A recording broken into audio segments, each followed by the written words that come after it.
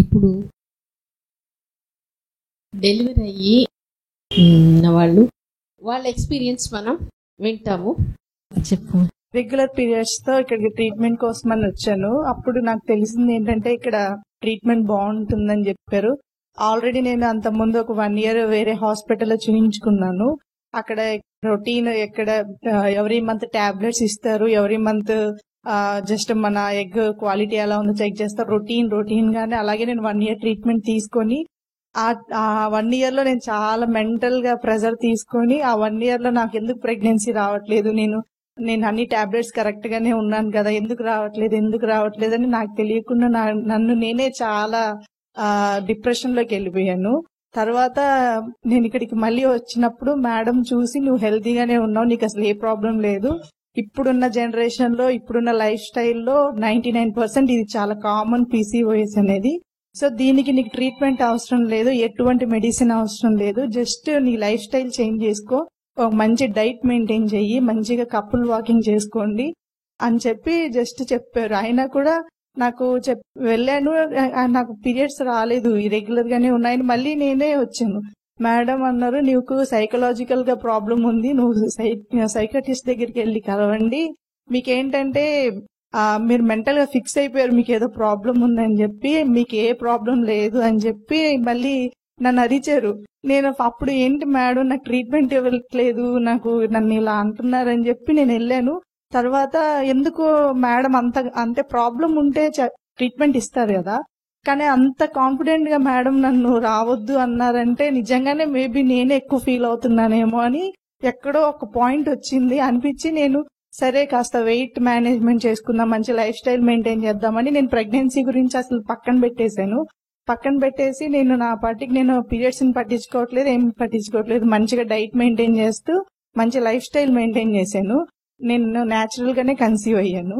అప్పటికి నేను ఏంటంటే మేడం వీడియోస్, మన ఛానల్లో వీడియోస్ అవి ఇవి చూశాను. దాంట్లో చూసినప్పుడు ఒక్కొక్కరికి డబుల్ యూటరస్ ఉండటము, చాలా చాలా పెద్ద పెద్ద ప్రాబ్లమ్స్ చూసినప్పుడు ఆ ప్రాబ్లమ్స్ తో కంపేర్ చేసుకుంటే నాది అసలు ప్రాబ్లం లాగే అనిపించలేదు నాకు. సో నేనే ఎక్కువగా స్ట్రెస్ తీసుకుంటున్నాను అనిపించి ఇంకా నేను లైట్ తీసుకున్నాను, అది వచ్చిన టైంలోనే వస్తుంది, నేను అనవసరంగా ఎందుకు దాని గురించి ఎక్కువ ఆలోచించడం ప్రెగ్నెన్సీ గురించి అని చెప్పి నేను కామ్గా అయిపోయాను. మ్యారేజ్ అయ్యి 1 year 1.5 year మేము మామూలుగా పిల్లలు వద్దు అనే ఇదిలోనే ఉన్నాము. కాకపోతే నాకు ఇరెగ్యులర్ పీరియడ్స్ ఉంటే జస్ట్ హాస్పిటల్కి వెళ్ళినప్పుడు లైట్ గా థైరాయిడ్ ఉంది, పీసీఓఎస్ ఉంది, వాటర్ బబుల్స్ ఉన్నాయి అనేసరికి నేను దాన్ని అక్కడ డాక్టర్స్ నాకు అలా చెప్పేసరికి అది నేను ఎలా తీసుకున్నా అంటే అదేదో చాలా పెద్ద ప్రాబ్లం లాగా నేను రిసీవ్ చేసుకున్నాను. సో అందువల్ల నేను నాకు ప్రెగ్నెన్సీ వచ్చేసేయాలి, నాకు అసలే చాలా ప్రాబ్లమ్స్ ఉన్నాయి కదా, సో వెంటనే తెచ్చుకోవాలి, లేట్ అయిపోద్ది అని చెప్పి భయపడ్డాను అనవసరంగా. ఇక్కడికి వచ్చిన తర్వాత మేడం అసలు ఇది ప్రాబ్లమే కాదు అనేసరికి, అంటే నేనే ఎక్కువ తీసుకుంటున్నాను, వాళ్ళు నన్ను అలా భయపెట్టారు అని రియలైజ్ అయ్యాను. తర్వాత మంచి న్యాచురల్ గా కన్సీవ్ అయ్యాక నేను 8th month 7th month వరకు లోకల్లోనే చెకప్ చేయించుకున్నాను. ఎందుకంటే జర్నీ చేయటం ఆ టైంలో అంత సేఫ్ కాదు అని. ఎందుకంటే అంతకుముందు వీడియోస్ చూసినప్పుడు కూడా అక్కడ మేడం పేషెంట్స్ కి మీరు జర్నీ చేయాల్సిన అవసరం లేదు, మీరు అక్కడే కావాలంటే ఆన్లైన్ అపాయింట్మెంట్ తీసుకుని మీకు సెకండ్ ఒపీనియన్ కింద నన్ను పెట్టుకుని నేను గైడ్ చేస్తాను, కానీ మీరు జర్నీ చేసి అనవసరంగా స్ట్రెస్ తీసుకోవద్దని చెప్పడం నేను చూశాను. సో అందువల్ల కావాలో చేయించుకొని 8th month 7th month ending ఆ టైంలో ఇక్కడికి మేడం దగ్గరికి వచ్చాను. సో నేను ఫస్ట్ ప్రెగ్నెన్సీ అప్పుడు టాక్ టు బేబీ బాగా చేసుకునేదాన్ని. సో నేను అప్పుడు చెప్పుకునేదాన్ని నాకు నార్మల్ డెలివరీ అవ్వాలి, నీకు ఒక వే ఉంది, నీకు న్యాచురల్ వే ఉంది, ఆ న్యాచురల్ వేలోనే నువ్వు వచ్చేసేయి, ఈ సిజేరియన్ అనేది అంత రిస్క్ అయితేనే ఏదైనా సరే, నీకు న్యాచురల్ వే ఉంది, ఒకప్పుడు సిజేరియన్ లేదు కానీ అందరూ నార్మల్ డెలివరీని చేసుకున్నారు. సో ఈ సిజేరియన్ అనేది రీసెంట్ గా అంటే మధ్యలో వచ్చిన షార్ట్ కట్టే గానీ అదైతే కంపల్సరీ కాదు, ఒకవేళ అంత అవసరం అయ్యి రిస్క్ అయితే చేసుకోవాల్సి వస్తే చేసుకుందాం, దానికి కూడా రెడీనే అని చెప్పి అప్పుడు నేను టాక్ టు బేబీ చేసుకునేదాన్ని. సో నేను ఎప్పుడైతే సైకలాజికల్ గా నేను కొంచెం స్ట్రాంగ్ అయ్యానో అప్పుడు నాకు న్యాచురల్ గా కన్సీవ్ అయ్యాను, నేను నార్మల్ డెలివరీ చేసుకున్నాను ఫస్ట్ టైము. సో నేను ఫుల్ సాటిస్ఫై అయిపోయాను. ఇంకా ఫస్ట్ టైం నాకు బాబు పుట్టాడు, ఓకే నాకు బాబు పుట్టాడు, నార్మల్ డెలివరీ అయిపోయింది, ఇంకా నాకు ఇంకే ట్రీట్మెంట్ అవసరం లేదు. అండ్ ఈవెన్ నేను సెకండ్ ప్రెగ్నెన్సీ గురించి కూడా ఇంకా ఆలోచించలేదు, నేను చాలా సాటిస్ఫై అయిపోయాను. తర్వాత కొంచెం వెయిట్ గెయిన్ అయ్యాను ప్రెగ్నెన్సీ వల్ల. సో వెయిట్ గెయిన్ అయ్యానని చెప్పి నేను మళ్ళీ ఒక 1 year తర్వాత మళ్ళీ కొంచెం జిమ్ లో జాయిన్ అయ్యి కొంచెం వెయిట్ మేనేజ్మెంట్ చేసుకుందామని మళ్ళీ మంచి హెల్తీ ఫుడ్ తీసుకుంటూ కొంచెం డైట్ మెయింటైన్ చేశాను. మళ్ళీ సెకండ్ టైం కూడా న్యాచురల్ గానే కన్సీవ్ అయిపోయాను. అసలు ఎక్స్పెక్ట్ చేయలేదు నేను.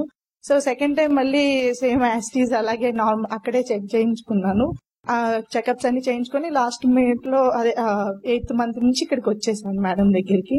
వచ్చినప్పుడు ఈసారి ఫస్ట్ నార్మల్ డెలివరీ అయింది, అంతా బానే అయింది. కొంచెం నాకు వాటర్ బ్రేక్ అయ్యాయి, పెయిన్స్ న్యాచురల్ గా వచ్చేసాయి, ఈజీగానే అయిపోయింది. కానీ సెకండ్ టైం మాత్రం నాకు జస్ట్ 5 days అవుతుంది డెలివరీ అయ్యి.